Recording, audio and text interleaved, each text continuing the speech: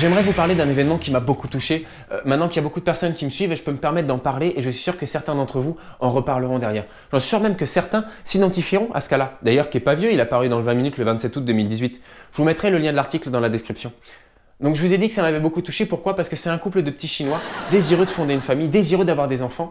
Voilà, comme beaucoup de couples actuellement. Sauf que maintenant, ça va faire 4 longues années qu'ils n'ont pas eu un seul résultat positif. 4 ans. Et c'est important pour moi parce que moi-même, je suis désireux d'avoir ma famille.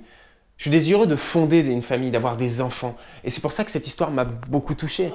Donc, du coup, ce couple a été voir une gynécologue pour comprendre les raisons de cette infertilité. La femme a 24 ans, l'homme a 26 ans. Voilà, ils sont pas vieux. Donc, la gynéco les a examinés et elle a découvert avec stupéfaction que la femme est vierge. Elle est vierge. Certains d'entre vous, vous pensez que c'est l'œuvre de Dieu. Et d'autres vont penser totalement autre chose. Et c'est ces personnes-là qui auront totalement raison parce que ça fait 4 ans qu'ils n'ont que des rapports anaux. Ils ne savent pas procréer. Donc la gynéco leur a appris comment faire de petits bébés, hein, parce qu'ils ne savaient pas. Ça donnait du genre, votre mari il a un M, on est d'accord. Vous avez bien un réceptacle à M. Oui, bon, vous en avez 2, sauf que ça fait 4 ans que vous en utilisez un. Et pour l'instant, tout ce qui en sort, bah, c'est chou blanc. Hein, donc il va peut-être falloir utiliser le second. Bien sûr que je suis sûr de moi, je suis quand même gynéco. Je suis sûr qu'en utilisant cette méthode, vous aurez un gamin. Et en plus de ça, elle leur a donné un carnet d'éducation sexuelle, type Kama Sutra, on l'a tous eu quand on était petit, pour être sûr que ça claque. Tu vois, sûr et certain. Et d'ailleurs, elle a eu raison, puisque quelques semaines après, enceinte. Et oui, la personne a eu un enfant. Le couple ont eu un enfant. Et pour signe de gratitude, le couple a offert à la gynéco une poule et une centaine d'œufs.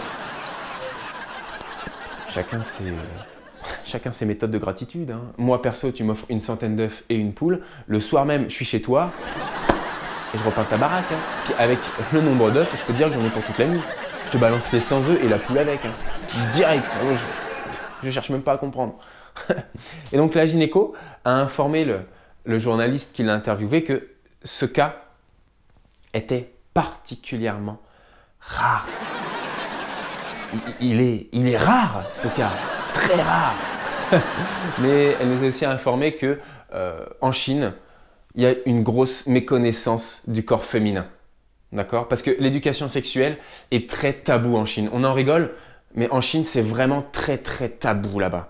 Ils peuvent même pas aller sur un bon site porno parce que le porno est illégal là-bas. On n'a pas le droit d'en produire, on n'a pas le droit d'en vendre, on n'a pas le droit d'en acheter. On va même en tôle pour ça. Ah mais je vous assure. Bon après, il y a des petits écarts. Je sais qu'il y a une entreprise chinoise qui offre à son employé de l'année une nuit avec une star du X. C'est son bonus de fin d'année. Nous, on a 50 € brut sur notre paye. Bah lui, c'est une nuit de folie avec une star du X. Bon après, il a le choix. Il a un voyage à Bali, une Porsche et cette nuit torride. Voilà. Et je sais que l'année dernière, le mec, il a utilisé que la nuit torride. Alors tu sais, le mec qui était là. Et bon bah. On a une liste, hein. Déjà bravo pour votre titre d'employé annuel, hein. C'est vraiment très bon, vous avez fourni un très bon travail. Donc voilà la liste de vos bonus. Attendez, avant de nous donner votre choix, attendez, on a quand même mis plus de choses que l'année dernière. Hein. Quoi? L'actrice porno? Oui, c'est toujours le top 1, oui, elle est toujours en top 1, il n'y a pas de souci. Mais attendez, il y a un voyage à Bali, il y a une Porsche quand même, on se fout pas de votre gueule. Ok, bah vous utilisez, ok, bah, il a choisi l'actrice porno. Du coup, moi, ça continue comme ça. Et si ça se fait en France, l'année prochaine, le top 1, les gars.